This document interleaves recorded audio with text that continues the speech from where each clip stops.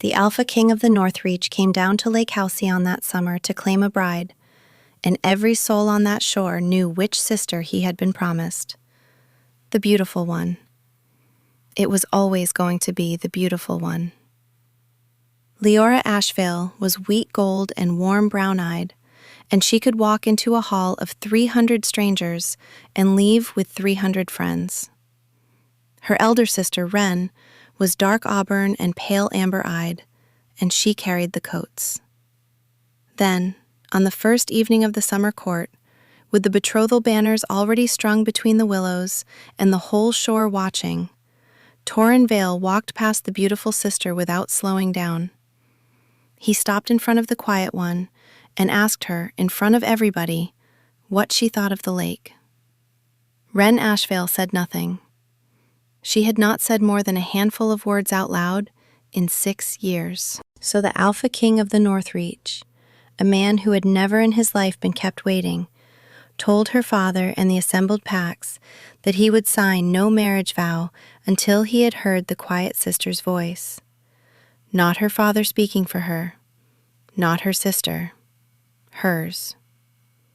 Nobody on that shore understood what they were asking her for. The last time Wren Ashvale spoke in her full voice, a boathouse burned to the waterline. A man went into the black water and did not come out.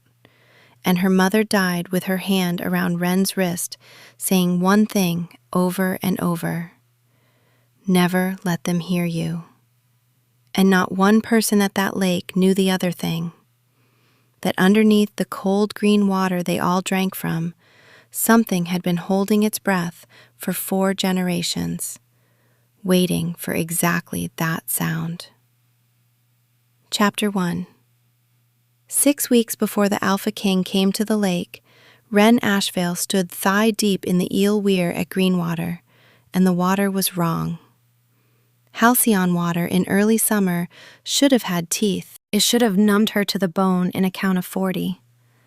She had been standing in it for a count of 200, and her fingers were still pink. She lifted the trap. 4 eels, where there should have been 30. 2 of them dead and going pale at the gills.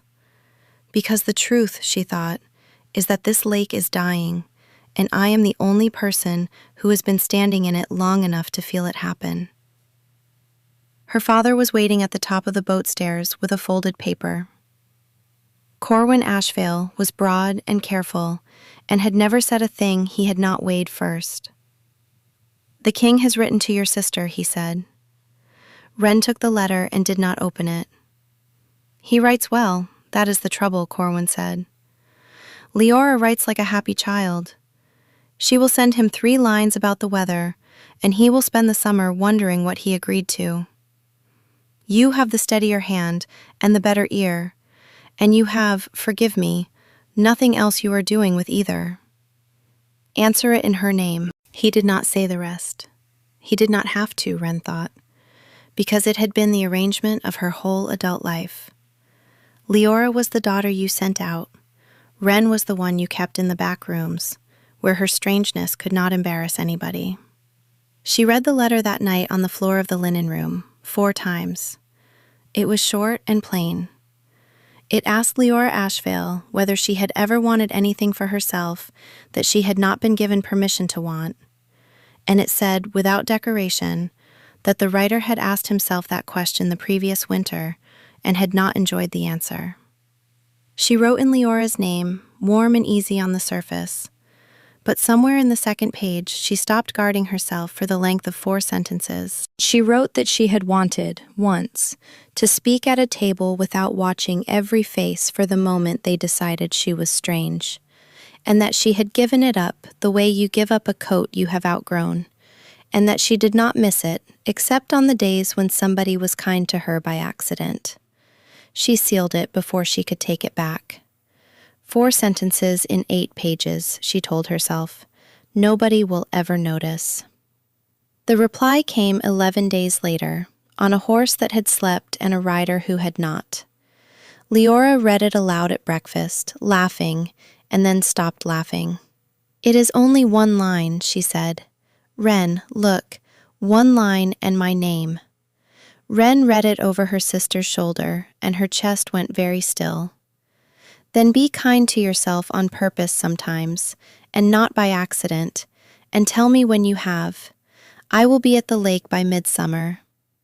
By accident, Leora said, pleased and puzzled. What does he mean, by accident? Wren picked up her cup with both hands so that nobody would see them shake. He noticed, she thought.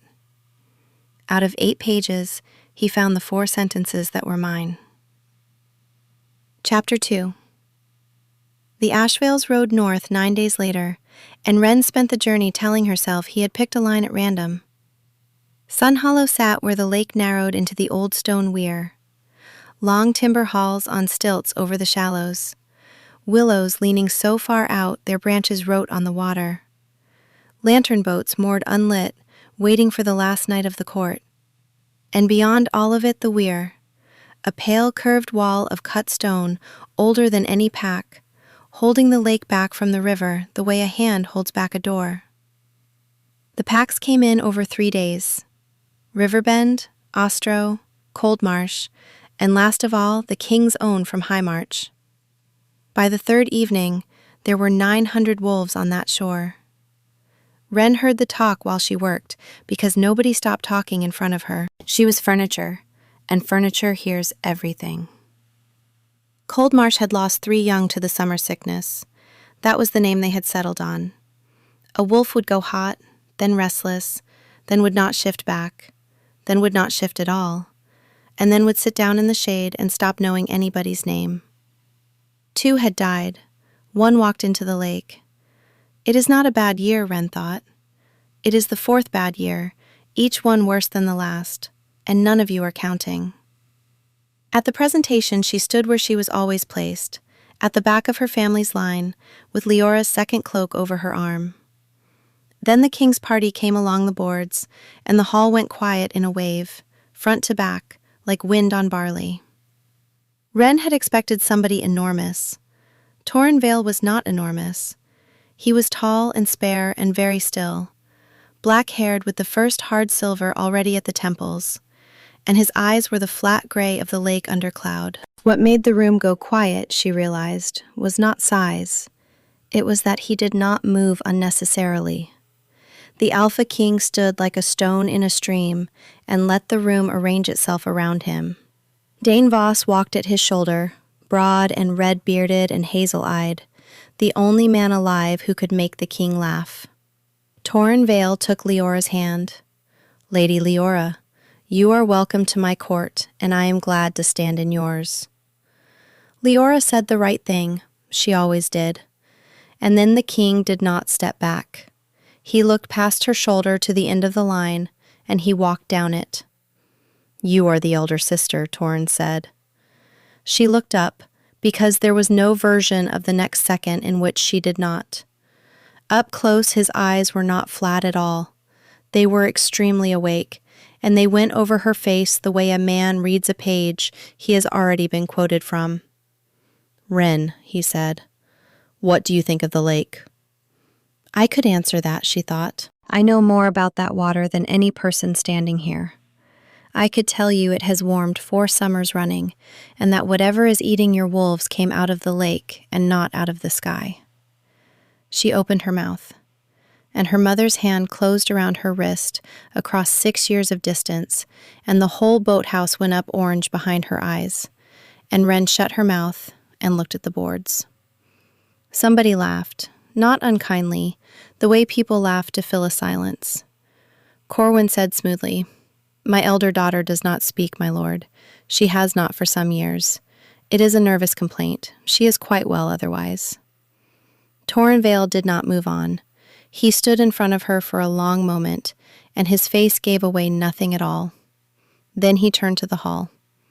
Then I will wait, he said, and his voice was not raised, and it did not need to be.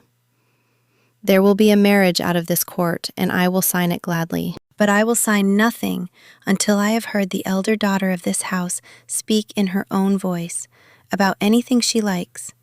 Not her father speaking for her, not her sister, her. That is not, Corwin began. It is not a condition on your family. "It is a condition on me," Torren said. "I have been made to sign things before by men who spoke for people standing right there. I did not care for how it turned out." He looked back at Wren, and something in the flat gray went, briefly, almost gentle. "Take all summer, Lady Wren. I am not going anywhere." Wren looked up once, across all those heads, to see whether anybody had noticed her at all. One person had. High in the gallery, above the banners, an old man in gray stood alone with a small brass lantern in his hand. He was not watching the king. He was watching her, and he was smiling, and he had not stopped smiling since the moment her mouth opened.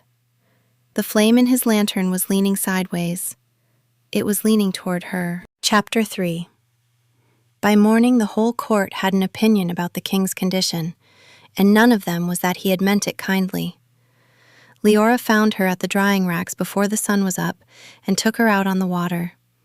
Her sister rowed, badly, and Wren let her because rowing gave her something to do with her hands. Out in the middle, Leora shipped the oars. "I am going to tell you something, and you have to not look at me while I say it." Wren turned her face toward the weir. "I am in love with Bram Halloway," Leora said, and put both hands over her face. "I know. He is the warden of the weirs. He has no house and no name, and his boots are always wet. And I am the treaty. I have told myself for 2 years." She dropped her hands. Her eyes were red. "I go down to the lock gates to watch him check the gauges, and it is the only 10 minutes of my day when I am not performing. And the worst part is that Torren Vayle seems decent. If he were a monster, I could hate him and get on with it."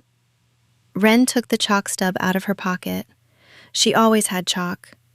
She wrote 3 words on the wet gunwale. "Ask for time." "Time for what?" She wrote, "The proving summer. It is still law. A promised pair may claim the summer of the court to prove themselves suited, and neither is bound until the last night." "Father will be furious," Leora said.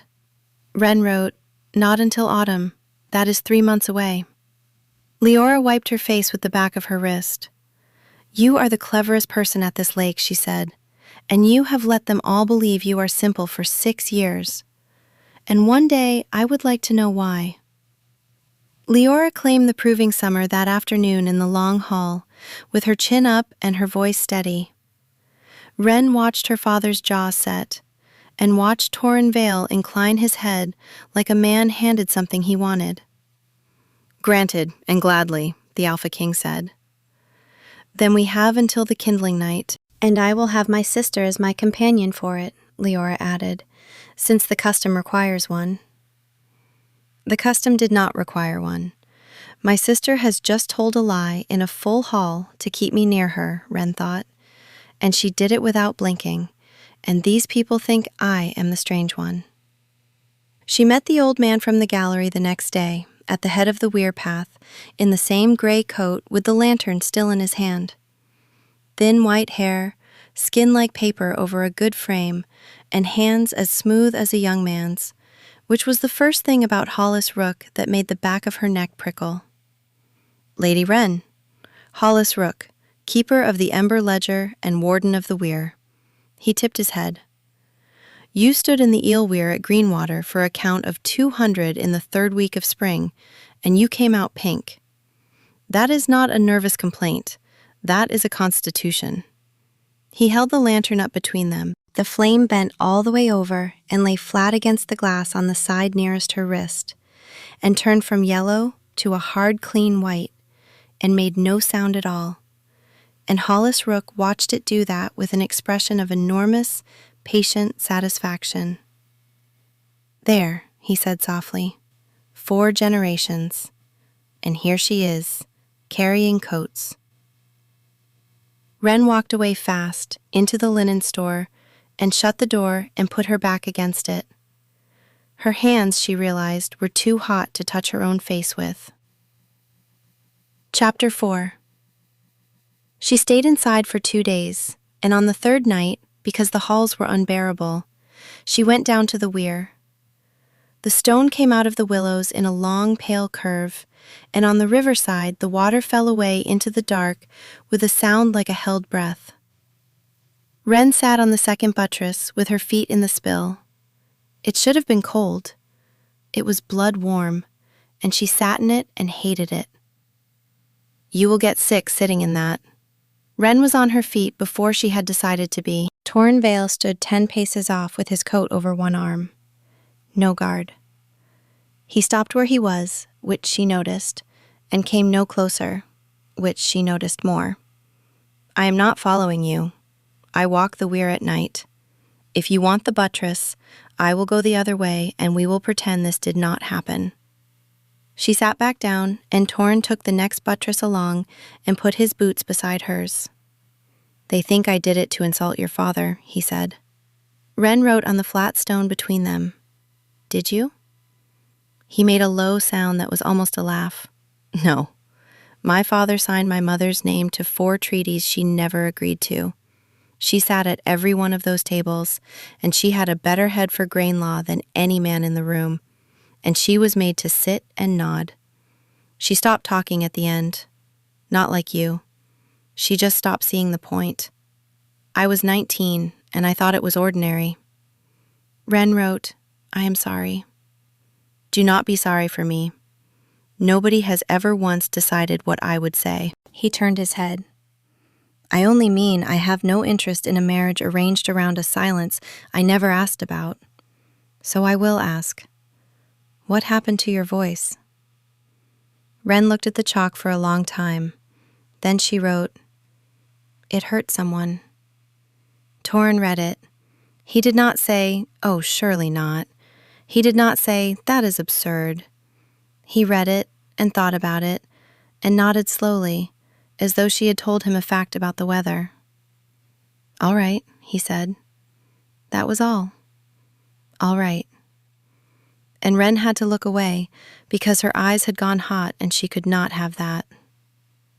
One more thing, since we are being plain, Torren said. Your sister is in love with the man who runs the lock gates.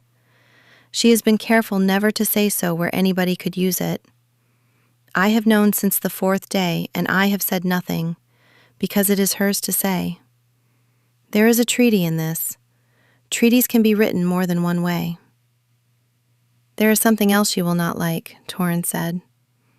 Coldmarsh has lost 4 now. Ostro lost 1 last night. It is running along the shore from the south end northward, faster than last year.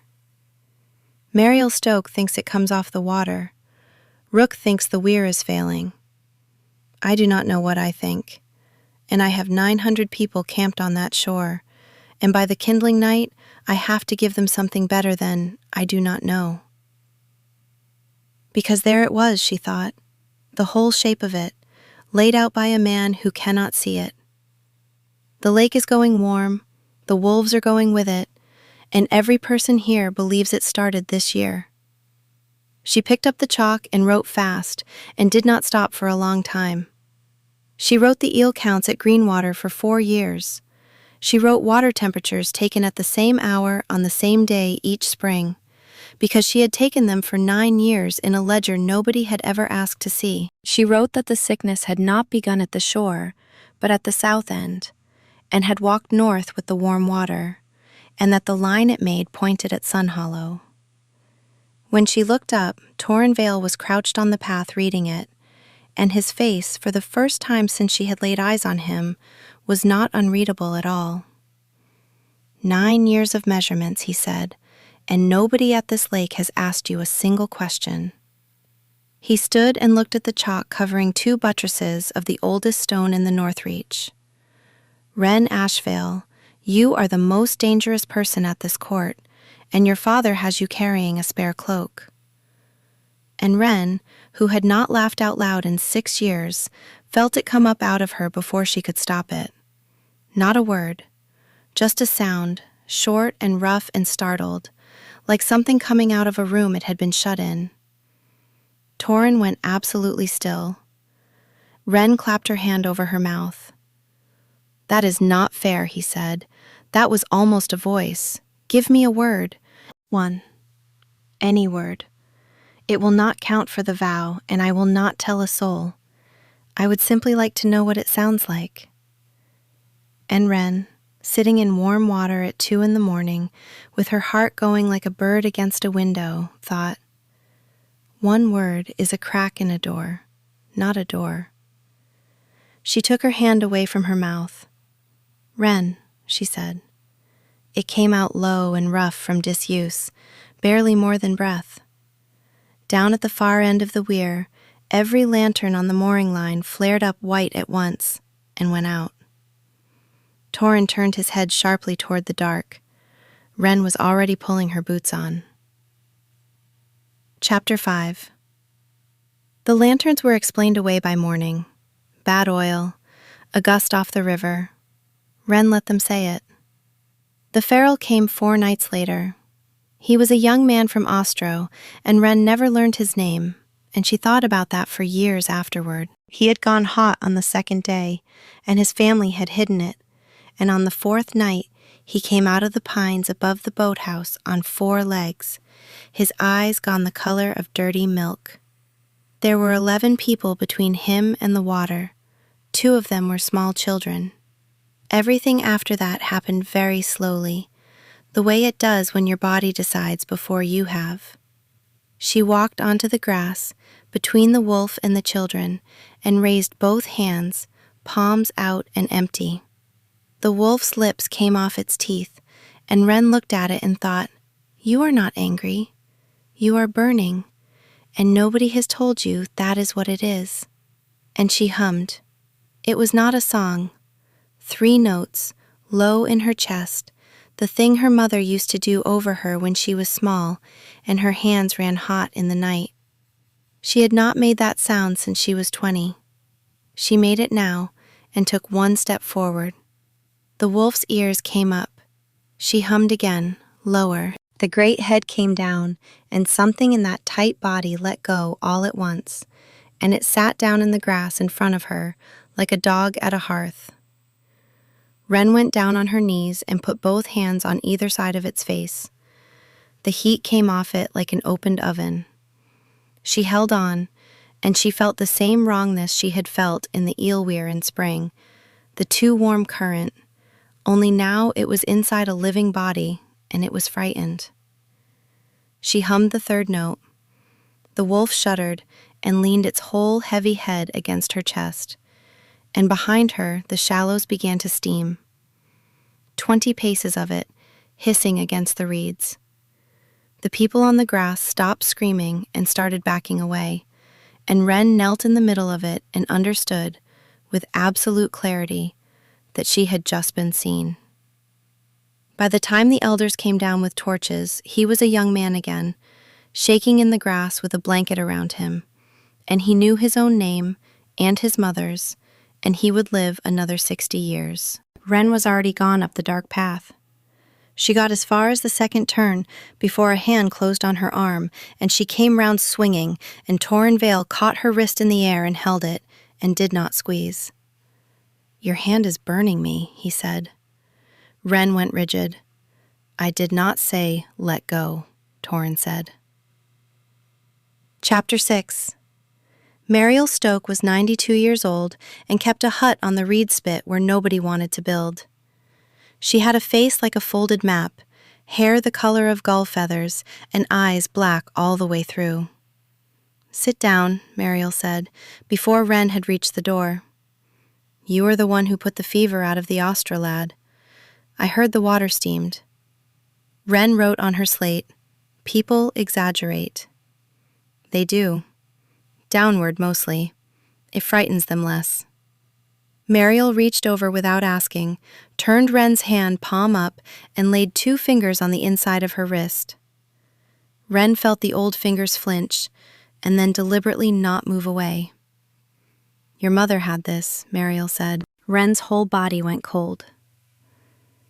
"Alice Ashvale came to this hut twice. The 2nd time, she sat where you are sitting and asked me who Maeve was. I told her.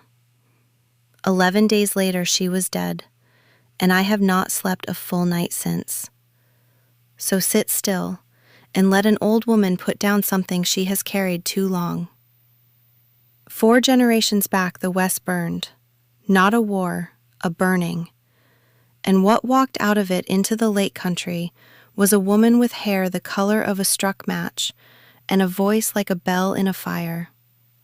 She gave her name as Maeve, and she married into House Ashvale, because we were the only house that did not turn her away. She was the last of a line the old tongue called the Emberborn, and she could not stop, and when she wept, things caught. So the lake made a keeping. Mariel folded her hands. So there was a family who kept the weir, wardens. They wrote her true name in a ledger and struck it through, and put her under the weir stone, alive, asleep, and bound her by silence. As long as no one of her blood speaks her name in full voice at this water, she sleeps. And while she sleeps, her fire is drawn off through the weir and turned around, and it is what keeps Lake Halcyon cold. It has given 4 generations of your people cold, sweet water and gentle summers and fish enough for everybody. They called it a mercy. Then the wardens passed down, everyone forgot, and all that was left was a rule with no reason attached to it. The rule your mother was raised on, the rule you were raised on. Wren picked up the chalk with a hand that did not feel like hers and wrote, "Never let them hear you." "Never let them hear you," Mariel said. Yes. Wren sat on the reed spit in the sun and let it come. She was not broken. That arrived first, and it arrived so hard it made her dizzy. 6 years she had believed she was a woman with a fault in her, an Ashvale daughter who ran hot and ruined things and had to be kept in the back rooms. And she was not. The thing she had been ashamed of since she was 20 was not damage. The second thing came right behind it and was much worse. My quiet is the lid, she thought, not on my temper, on her. I have been the lock on a woman's cell for 6 years, and I thought I was being polite. Wren wrote, "The lake is warming.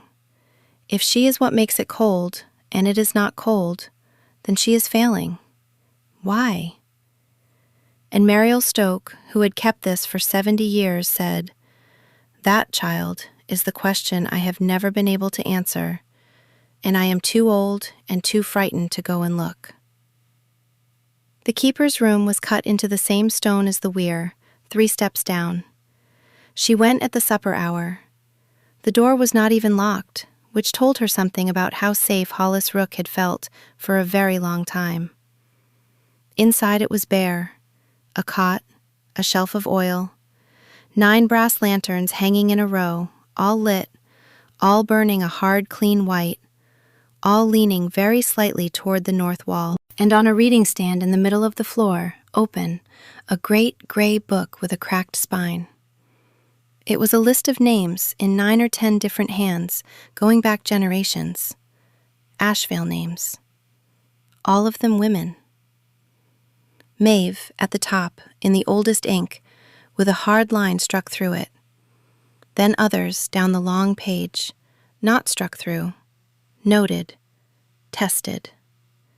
Beside each one, a column of remarks in a crabbed gray hand. Her grandmother's name. Nothing came of it.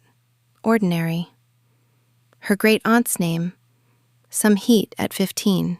Faded. And near the bottom, in ink no more than 6 years old, Alice Ashvale. Woke. Came here asking questions. Handled. Handled. Wren stood with 9 white flames leaning at her back and read the word until the edges of the page began to darken and curl under her hands. And behind her, from the doorway, Hollis Rook said pleasantly, "You are 3 weeks earlier than I had you down for. I do like to be wrong in that direction." Chapter 7. She did not remember getting out of the keeper's room. She went to her sister first, which she would always be glad of. Wren wrote it on the slate. Not all of it. Enough. Mother did not die of a fever. The keeper of the Ember Ledger killed her. He is watching me. I have to leave tonight." Leora read it twice. Then she stood up with her hair half undone. "Right. I will get the small skiff and money out of Father's box, and I will lie to every person on this shore for as long as you need. Wren, are you coming back?" And Wren, who had never lied to her sister, wrote nothing at all. They took the skiff out at moonrise, and Leora rowed her as far as the shadow of the weir, and hugged her hard enough to hurt, and pushed the boat off. Wren got 50 yards. There was a man standing on the weir path. She knew the shape before she could see the face, because it was the only shape at that lake that did not move unnecessarily. She let the oars go slack, and the current carried her into the stone, and Torren Vayle crouched and caught the gunwale and held it. "Dane Voss saw your sister taking coin out of your father's box. He is a terrible spy and an excellent friend, and he came to me instead of to your father." He crouched so that his face was level with hers. "I am not going to stop you. The boat is yours, and if you push off, I will let go of this rail and send no rider after you. But I have watched you for 6 weeks, and you have not once run from anything. Not from a feral wolf, not from 900 people staring at your mouth. So whatever is behind you tonight is worse than all of that, and I would like to know it before you go where I cannot reach you." He is going to look at me the way they all looked at me across the burning water, she thought. Do it now, while you are still angry enough. Wren stood up in the boat. "Hollis Rook killed my mother," she said. Her voice came out of her like something breaking a surface, far bigger than she had allowed it to be in 6 years, and it went out across the black water and came back off the weirstone. The lantern on the mooring post cracked from top to bottom with a sound like ice going. "He has a book," Wren said, and every word made it easier, and every word made it worse. "Every woman of my family in it for 4 generations. Beside my mother's name, he wrote the word, handled." Her hands had come up in front of her, and she could see the air shivering over them. "There is a woman under that weir. My blood. 4 generations asleep. She is what makes this lake cold, and she is dying. And the reason your wolves go feral is that she is leaking. And the only thing holding her down there is that nobody of her blood ever says her name out loud. So I stopped talking. For 6 years. I thought I was managing an illness. I was being a lock." The mooring rope beside her caught fire. It went up in a clean white line from post to water and burned out in 3 seconds, leaving a rope that was whole and cold. "I burned a boathouse," Wren said. "I was 20.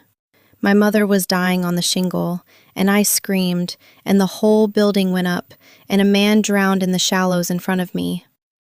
That is what my voice does. That is what I am." Torren Vayle was still crouched on the stone, with his hand on the rail of her boat. He had not moved back 1 inch. He had not made the small sign against ill luck that half the North Reach made without thinking. He was not looking at her hands. He was looking at her face, and what was on his was not fear. "Come here," he said. Wren shook her head.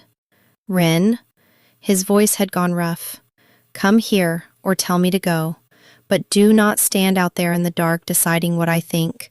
I am perfectly capable of telling you myself." So Torren Vayle stepped down off the weir into a boat that was not built for him, and he took both of her burning hands in both of his and closed his fingers over them. Wren gasped. "That hurts." "Yes," Torren said. "Let go." "No," he said, and he stood in the rocking boat holding on while the heat went out of her in waves, saying nothing at all, until she stopped shaking, and a good while after that. When she got her breath back, she said, into his shirt, "You should be afraid of me." "I have been afraid of you since the second buttress, not for the reason you think." He waited until she looked up. 900 people came to this lake to watch a king marry a beautiful woman, and what I have been doing all summer is falling in love with the one carrying the coats. That is what frightens me, not this." He lifted her hand, still glowing faintly at the knuckles. "This is the least frightening thing about you. This is weather." Wren laughed. It came out wrecked. "I have to go under that weir, tonight. He knows I found the book." "Then we go tonight, both of us. I will carry the lamps, since you appear to be one." Up on the weir path in the dark, 2 men stood side by side and watched the boat. One of them was her father. The other was holding a brass lantern with the flame lying flat. "There," said Hollis Rook softly. "Now, my Lord Ashvale, do you see why I told you to bring both daughters?" Chapter 8. They never got under the weir that night, because Hollis Rook called the court before dawn. Rook stood at the front with the ember ledger open in his arms, like a man holding a baby, and he was very, very good. He gave them the truth. That was the thing Wren understood immediately, standing at the back with her heart slamming and could do nothing about. A woman under the weir, 4 generations asleep, whose fire kept Lake Halcyon cold. A binding that was failing. He read 4 years of water temperatures out of a ledger of his own, and they matched Wren's exactly. Then he turned the page. There is a remedy, written in the hand that made the keeping. When an ember fails, the weir takes another of the blood. One walks in on the kindling night, speaks the name, and lies down in her place, and the lake goes cold again for 4 generations. The hall made a noise like a wave hitting shingle. "There is one of the blood at this court," Rook said, and he did not look at Wren, which was worse than if he had. "She put out a feral wolf with her bare hands on the 4th night, and 11 of you told yourselves you had seen something else." He shut the book. "I am not asking anyone to be cruel. I am telling 900 people that the water they drink will kill their children, and that one thing will stop it, and that it is standing at the back of this hall." Torren Vayle came off the dais, down the middle of the hall, and stopped between Wren and the room. "No," he said. "I have heard exactly one source for that remedy, and it is a book kept for 4 generations by one family that nobody has ever audited. I will read it. Mariel Stoke will read it. Until I understand every line, no one at this lake lays a hand on that woman, and the first man who tries answers to me personally." 3 packs came to him separately that afternoon. Coldmarsh had lost 5. Ostro had been told by its own elders that breaking camp would not help because the river ran out of this lake and the river fed 6 valleys. And somebody said the thing everyone had been avoiding, which was that if the king would not do it, the packs might. Hollis Rook sat in the corner of that room all afternoon with the ledger on his knees, letting the fear do the work. At the 4th hour he said one sentence. "My lord, the keeping does not kill, it sleeps them." Maeve is alive under that stone. She has been alive for 120 years. And Torren Vayle, who was 31 years old and had 900 people on a poisoned shore and 1 book and no time, said, "Explain that to me." At sundown, they put her in the lantern room, the round stone chamber over the north hall where the oil and glass were kept. 1 window, 1 oak door. 2 of the king's own men outside it, both apologetic. Torren came himself and stood in the doorway. 3 days, he said, until the kindling night. Rook will not touch you. No pack on this shore comes within 40 feet of you. Mariel and I will have that book apart by then, and I will have another way. And if you do not, Wren said, then we leave, you and I, north, and I hold the north reach together with my hands and my teeth. It is a bad plan. It is the plan. Wren looked at the door. Torren, are you going to lock that? He did not answer for a long moment. Yes, look at me while you do it. Wren, your mother sat at 4 tables while men who loved her decided what she would agree to, Wren said. You told me that on a stone wall at 2 in the morning. Her knuckles had begun to shine, and she let them. I am not asking you to be reckless with your people. I am telling you that I have been in a room like this my whole life, and I got out 4 weeks ago, and you are the one who opened the door. So do not be the man who shuts it and calls it protection. And Wren watched him understand exactly what she had said, and watched it land, and watched him do it anyway. 3 days, he said. The door shut. The bolt went across. Much later, she heard voices under the boards.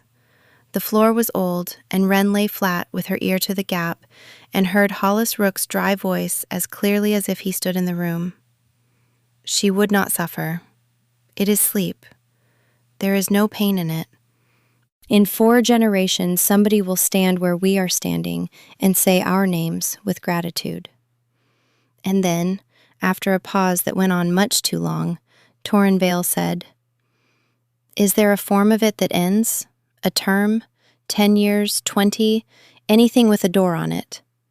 She heard Rook say he would look. She heard Torren say, Look tonight. And then, harder, And understand me, keeper, I have agreed to nothing. And she heard the rest of it too. She heard him, 20 minutes later, tell Rook that there would be no keeping, that he would burn the ledger himself before he put a living woman under a stone, and that Rook could consider his wardenship ended at dawn. But she had already been lying on the floor of a locked room for 4 hours when he asked whether the cage could have a term, and Wren Ashvale had spent 6 years learning exactly what it sounds like when a man who loves you begins negotiating the size of your box. She got up off the boards and looked at the door, and at the 2 hinges set into the stone, and at her own hands. Weather, she thought. Chapter 9. It took her until the middle of the second night, because she had never once tried to do it on purpose. That was the humiliating part.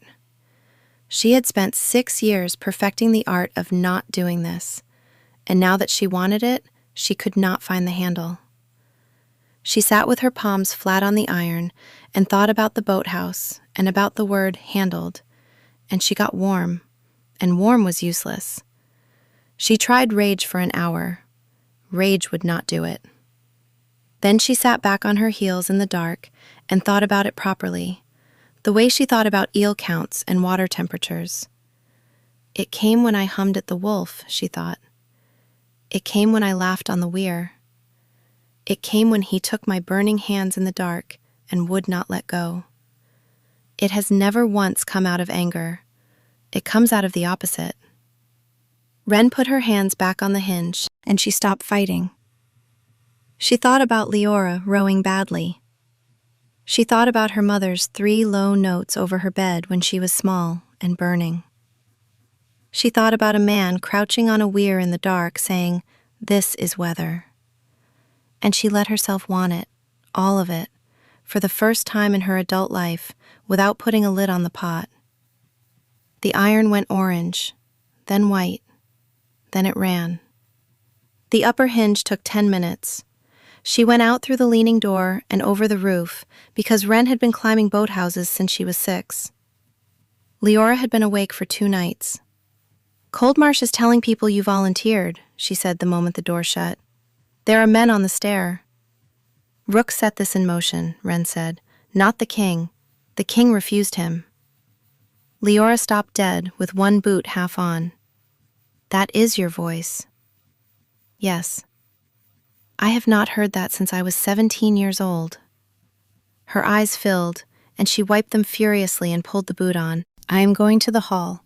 It is the kindling morning, and every elder on this shore will be in that hall at first light. And I am going to break the betrothal." Wren went cold. "You will lose everything." "I am the treaty. It is the only thing I have ever been, so I am going to spend it." Her chin was going and her eyes were steady. "They are all telling themselves this is a sad, necessary thing, about a quiet woman nobody knows. So I am going to be the beautiful one at them, one last time, and tell 900 people that the quiet woman is my sister, and that she measured their lake for 9 years while they ignored her, and that if they touch her, there is no marriage and no treaty. She did it at first light, and Wren heard it afterward from 4 different people, and every one of them was crying by the end. And Wren Ashvale stood up in the middle of it, in front of everybody, to stop his daughter, and then did not. He looked at his younger daughter, and then at the empty place at the back of the hall where his elder daughter had stood every summer for 20 years, holding somebody else's coat. And Wren Ashvale sat back down and put his hands over his face. By then it did not matter. By then Hollis Rook had been gone for 6 hours with the ember ledger under his coat and 9 brass lanterns in the sack. Wren was on the reed spit when the lake changed. She felt it through her boots first, a shiver in the stone. Then a sound came up out of the water, low, everywhere at once, like a held note through a wall. And out in the middle of Lake Halcyon, in 5 fathoms of water, a circle of the surface 100 paces across went white and lifted and began to boil. Chapter 10. They had 900 people off that shore by noon, and it was Torren Vayle who did it. He did not go to the weir. That was the choice that told Wren, later, exactly what kind of man he was. Instead of going up there to finish it, the Alpha King spent 5 hours moving tents and horses and old people and children up the slope into the pines, in order, by pack, without a single death. By the 4th hour, the willows were dropping their leaves as though it were October. "He has cracked it," Muriel Stoke said. "The old fool has cracked it on purpose." "He has cracked it so that they will beg him to fix it," Wren said. At dusk, the elders came down out of the pines, all the packs together. This is the part, Wren thought, where 900 frightened people ask me to lie down under a rock. They stopped 20 feet away. The elder of Coldmarsh took 1 step forward and got no further, because Torren Vayle came down the stones at a speed Wren had never seen him use, and put himself between them. "No," Torren said. "My lord, I was not going to ask her for that." The Coldmarsh elder had buried 5 of his own that summer, and he stood there with his hat in his hands. "Lady Wren, your sister told us this morning that you have read that water for 9 years, and nobody ever asked. So I am asking, what do you need?" Wren opened her mouth and found nothing in it at all. "She needs the ledger, you great tree," said Muriel Stoke, "and she needs somebody to get it off that lunatic." And then Torren turned round to face her and went down on one knee on the wet stones. "What are you doing?" Wren said. "Something I should have done at that door." He was still in the mud he had been shifting tents in, and the whole shore was watching, and the Alpha King put his chin up and turned his head and bared the side of his throat to a woman who had been carrying coats at the back of a line 8 weeks earlier. Somebody in the crowd made a sound. Among wolves there were perhaps 4 gestures that could not be walked back, and this was the last of them. "I locked a door on you," Torren said, "and called it protection, and asked a man whether your cage could have a term. You heard me ask it, I know, because you have not looked at me since. I do not want to be forgiven quickly. I understand exactly what I did. So whatever happens on that weir tonight happens because you chose it, not because I permitted it. Nobody at this lake gives you leave for anything, ever again. It is the only thing I have that is worth giving you, and it is yours." I could make him wait, she thought. He would wait all winter and never once complain. And then she thought, no. He knelt in the mud in front of 900 people and gave me the only thing he had. Waiting is not the brave answer. Taking it is. She crouched down and put her hand flat against the side of his bared throat, where her palm would burn if she let it. And she did not let it. "Get up," she said. "I need you on your feet. I am going to need somebody to pull a man out of the water." Hollis Rook stood on the crown of the weir, with the ember ledger open on the parapet and 9 brass lanterns in a ring around him, every one burning white and lying flat. The sound off the water no longer hummed. It had teeth. "There she is," Rook said. "I did wonder whether you would need more encouragement." "Give me the book," Wren said. "Oh, your voice! How wonderful! How very much too late." He tapped the ledger. "You have 120 years of stored fire under your feet, and I have cracked the lid of it. When it comes out, it takes this hollow, and the river, and the 6 valleys the river feeds. That is not a threat, it is arithmetic. Or you go down the stair, and lie in the stone, and say her name, and take her place." "How old are you?" Wren said. Rook stopped. "You have a young man's hands," Wren said, "and there is 1 hand in that ledger for 4 generations. Not 4 hands, 1. She took a step up the stone. "There is no family of wardens. There is you. You have stood on this weir since they put her under it, drinking off the top of her, a little at a time, for 120 years. That is why the lake is warm, not because the binding got old, because you drank too much of it. I kept this country cold and fed for 4 generations, Hollis Rook said, and for the first time there was heat in his voice. There is a price for that. I said it myself, and I consider it fair. Say the rest, Wren said. There is no rest. Say the rest of it, or I will go down that stair and say her name standing up, and we will find out together what happens. And Hollis Rook, who had been the cleverest man at that lake for 120 years, and had never once been made to stand in front of a crowd, lost his temper. You would have been in that stone at 20 if your mother had not put herself in the way. I had you. You were shouting on the shingle at Greenwater, with the whole shore lit up like a feast day, and all I needed was for you to be afraid of it. Your voice cracked a lantern, child. I burned the boathouse. I put my own man in the water so that you would watch him go under. And then I stood on the hill and watched a 20-year-old woman decide, all by herself, that she was the monster. 6 years of silence, and not one guard on the door. A cage they build themselves never needs a lock. She stood on the weir and let it go through her. 6 years of being furniture. 6 years at the back of the line with somebody else's cloak over her arm. 6 years of believing she had killed a man by opening her mouth. She had expected the rage to arrive. It did not arrive. What rose in her instead, enormous and calm and warm, was the thing she had felt with her palms on a hinge in a locked room. Not fury, grief, and under the grief, want. Torren, she said without turning round. When he goes in the water, get him out. Wren. Say you will. I will, Torren said. And Wren Ashvale walked past Hollis Rook, and past the 9 flat white flames, and down the wet stair on the lake side of the weir, into the boiling dark. Chapter 11. The stair went down inside the weir, and the water on it was hot enough to blister, and by the 3rd turn she had stopped feeling it.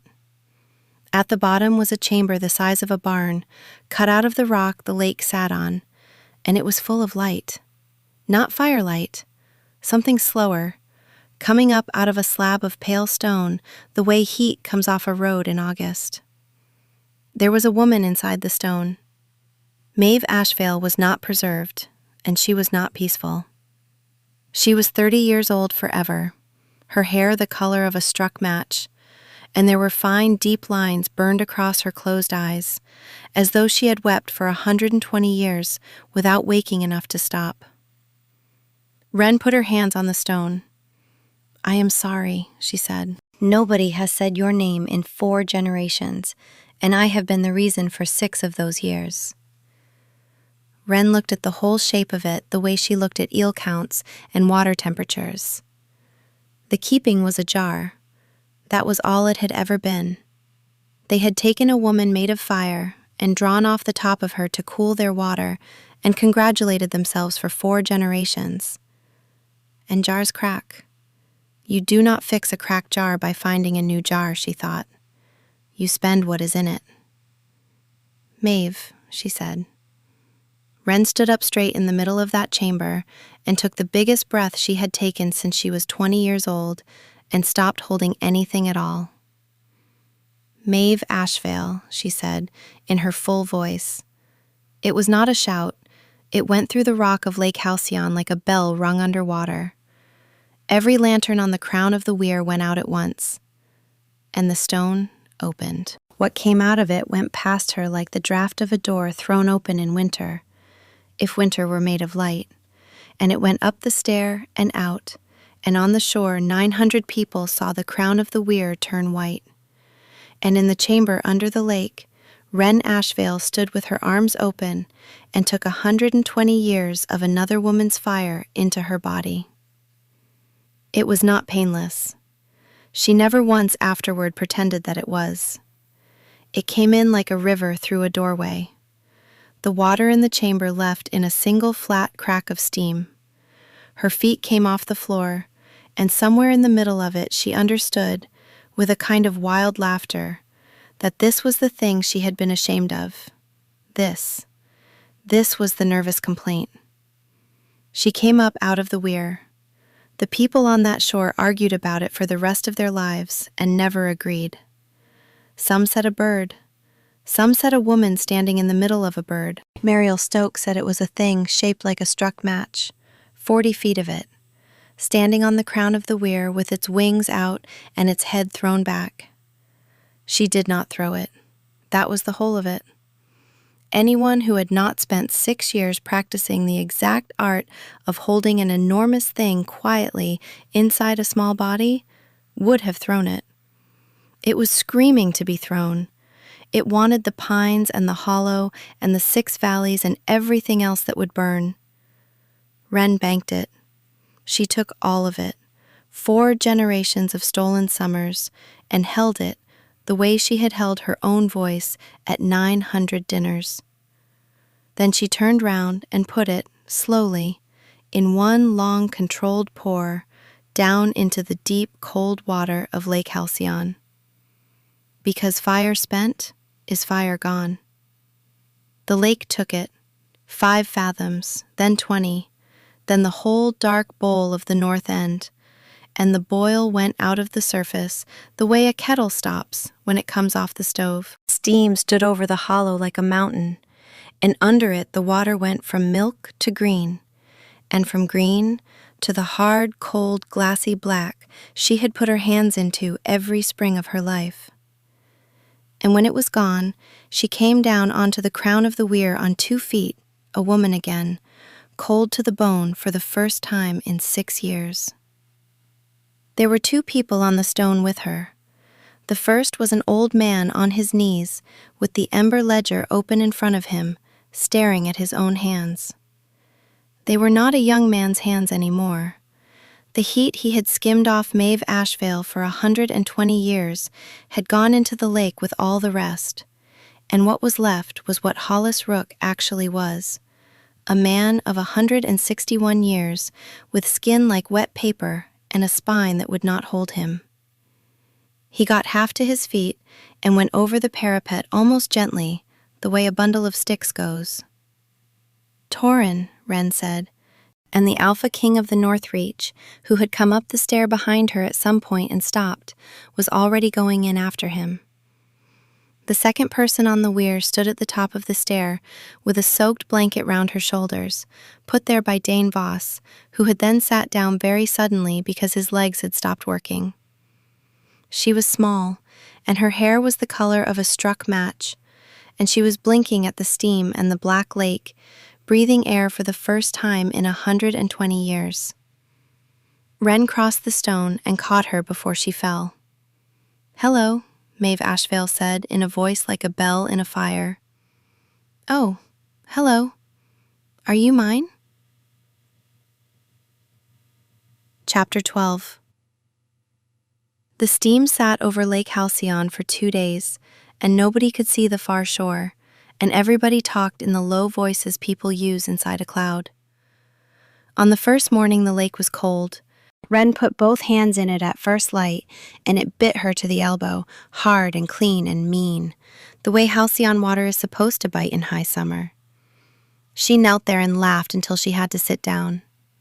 The ferals came back faster than anybody expected. Whatever had run through those young bodies was leaking heat and nothing more, and when the leak stopped, it went out of them. All 11 who had gone hot that summer and lived knew their own names by autumn, and every one was shifting again within 3 years. Coldmarsh had buried 5 and Ostro 2, and nothing anybody did afterward gave those 7 back.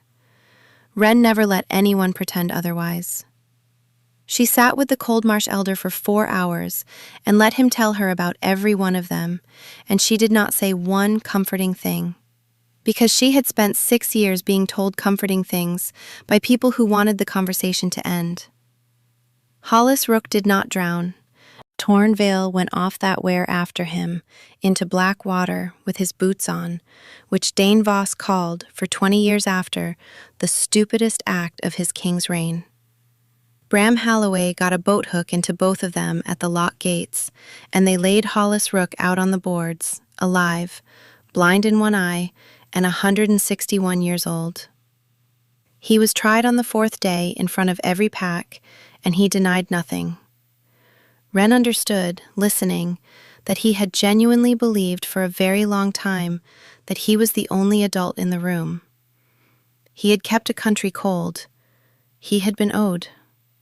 The elders wanted him put in the lake. Wren stood up. "No," she said, and the hall went quiet, because by then, when Wren Ashvale stood up, halls went quiet. 4 generations of people in this hollow never knew what their water cost. That is the actual crime, and I am not going to fix it by drowning the only man who remembers. He will not be put in the lake, and he will not be put under a stone, because we are finished doing that to people here. Both directions. Forever. She had them bring him paper and ink. "You will write it," she told him. "Every year of it. Every name in that ledger, everything you did to my mother, and everything you did at Greenwater. And you will live at Greenwater in a room with a window, and Mariel Stoke will look in on you, and nobody will hurt you. And nobody will visit you either." Hollis Rook looked up at her with his one good eye. "That is worse," he said. "Yes," Wren said. "I know." Her father came to her on the 5th day, and Wren Ashvale looked like a boat with the water gone out from under it. "I made you write that letter," he said at last, "and I stood in that hall and called you a nervous complaint with you standing there. Your mother told me once that there was something in her family, and I said something reassuring and never asked again, not once in 22 years, because knowing would have meant doing something. I have been a careful man my whole life, Wren. It turns out careful is not the same as good." Wren let him stand in it. Then she said, "You can start by carrying something. Leora is going to marry Bram Halloway in the spring, and half this shore thinks it beneath her, and all of them will take their lead from you. So stand next to him, in public, all winter."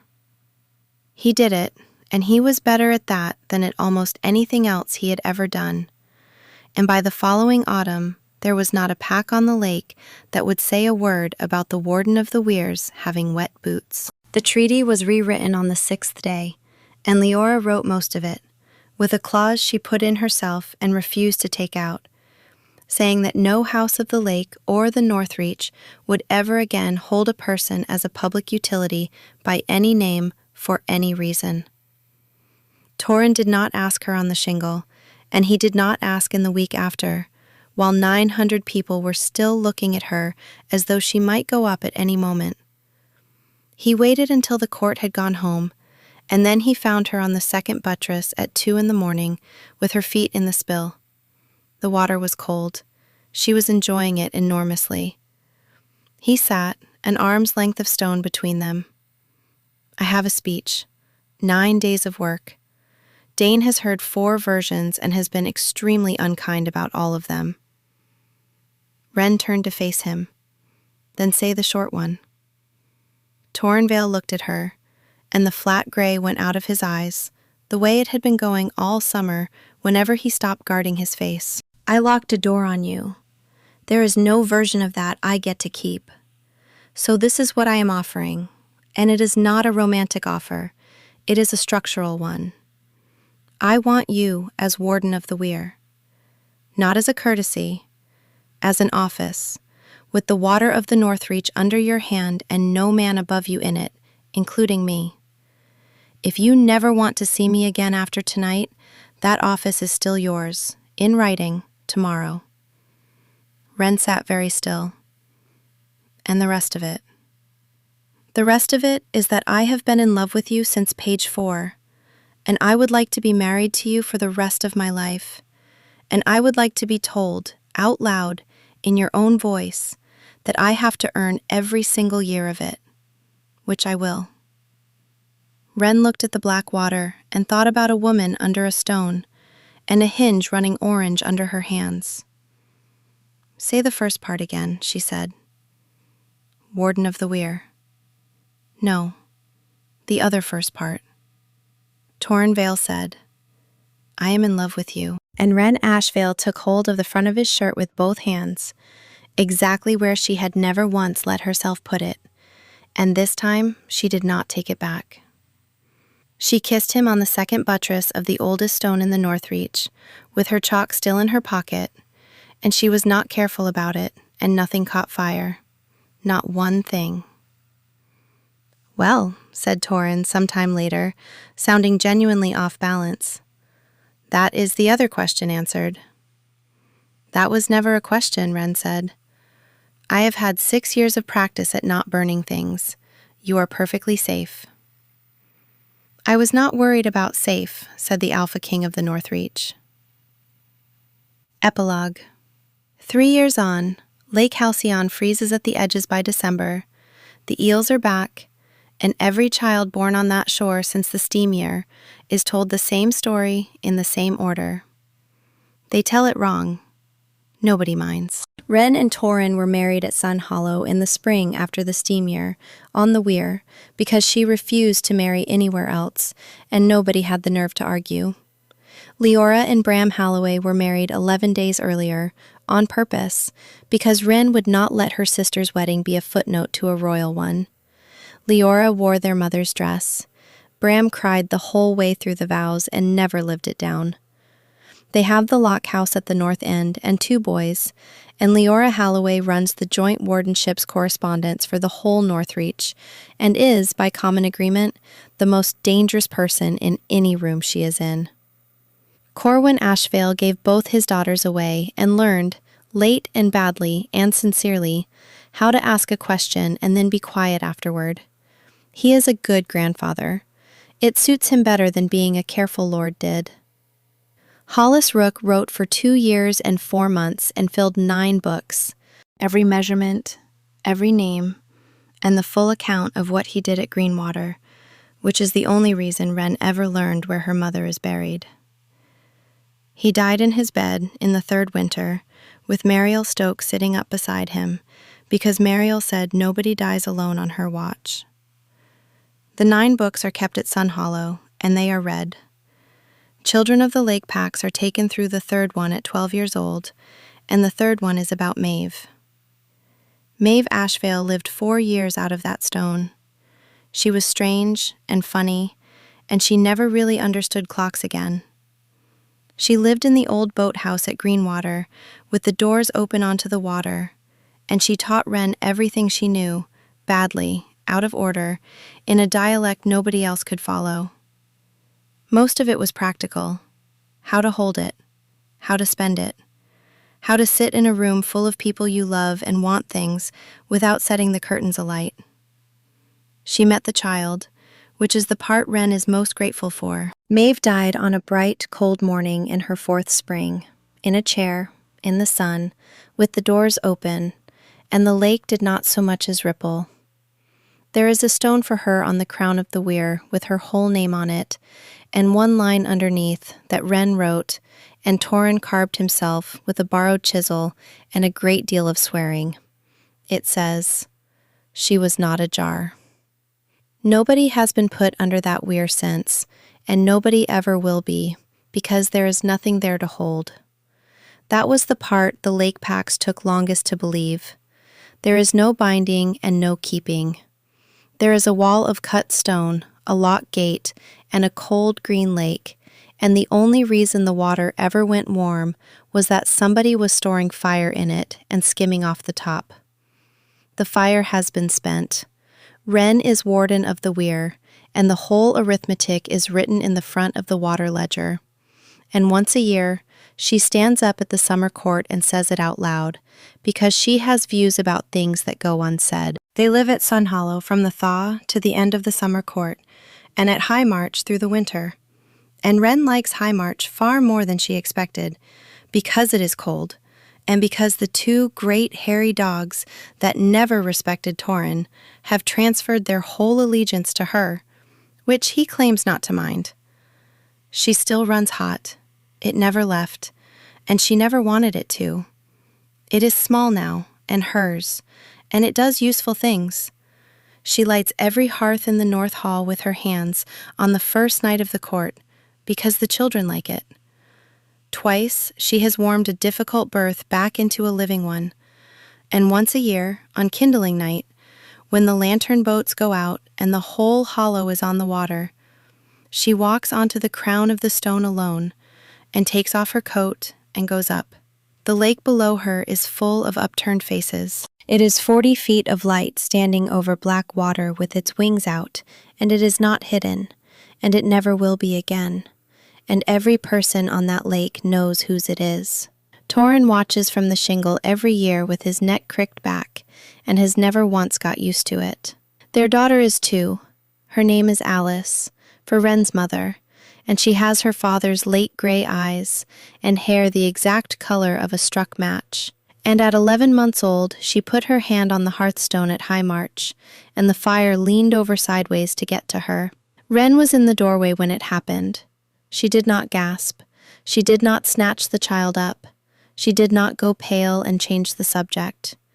She has thought about that half-second more than about almost anything else she has ever done. She crossed the room and sat down on the floor beside her daughter, and put her own hand flat on the hearthstone next to that small one, and let her own light come up until it filled the room. "There you are," Wren said. "Good. Now listen to me. You are going to be the loudest thing in this house." Thanks for listening. I hope you enjoyed this story. Here's my question for you, and you have to pick a side. You cannot say both. Torren locked that door because he honestly believed it was the only way to keep her alive. And Wren melted the hinges and got herself out. When he knelt on that shingle, would you have taken his hand right there the way she did? Or would you have made him wait out the whole winter before you gave him an answer? Let me know in the comments. I read every one. If you'd like more stories, there are plenty more on the channel. Much love, Sophie.